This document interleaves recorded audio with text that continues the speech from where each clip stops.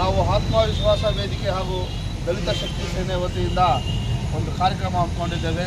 ಅದು ಯಾವ ಕಾರ್ಯಕ್ರಮ ಅಂದರೆ, ಇದು ಆತ್ಮವಿಶ್ವಾಸ ವೇದಿಕೆ ಹಾಗೂ ದಲಿತ ಶಕ್ತಿ ಸೇನೆ ನೂತನ ರಾಜ್ಯ ಪದಾಧಿಕಾರಿಗೆ ಅಂದರೆ ರಾಜ್ಯ ಸಂಘಟನಾ ಕಾರ್ಯದರ್ಶಿಯಾಗಿ ನಾವು ಇವತ್ತು ಇವ್ರನ್ನ ನೂತನವಾಗಿ ಆಯ್ಕೆ ಮಾಡ್ಕೊಂಡಿದ್ದೀವಿ.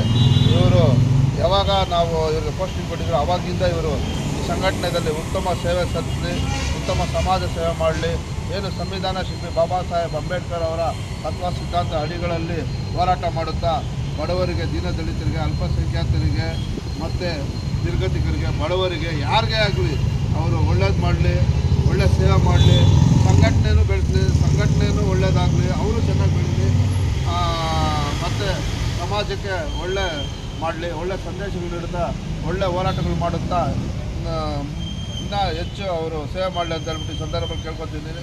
ದೇವರು ಇನ್ನೂ ಹೆಚ್ಚು ಆರೋಗ್ಯ ಐಶ್ವರ್ಯ ನೀಡಲಿ, ಬಾಬಾ ಸಾಹೇಬ್ ಅಂಬೇಡ್ಕರ್ ಆಶೀರ್ವಾದ ಇರಲಿ. ಯಾಕಂದರೆ ಸಂವಿಧಾನ ಬಹಳ ಮುಖ್ಯ. ಸಂವಿಧಾನ ಅಡಿಯಲ್ಲಿ ಇವತ್ತು ಸಾಗ್ತಾ ಇದ್ದೇವೆ. ಏನು ಸಂವಿಧಾನಕ್ಕೆ ಗೌರವ ನೀಡಬೇಕು, ಸಂವಿಧಾನಕ್ಕೆ ಅರ್ಥ ತಿಳ್ಕೊಂಡು ಸಂವಿಧಾನ ಕಾನೂನು ಅಡಿಯಲ್ಲಿ ಸಾಗುತ್ತಾ ಹೋರಾಟಗಳು ಮಾಡುತ್ತಾ ನಾವು ನ್ಯಾಯ ನೀತಿಗೆ ಹೋರಾಟ ಮಾಡೋಣ, ಅನ್ಯಾಯದ ವಿರುದ್ಧ ಹೋರಾಟ ಮಾಡೋಣ.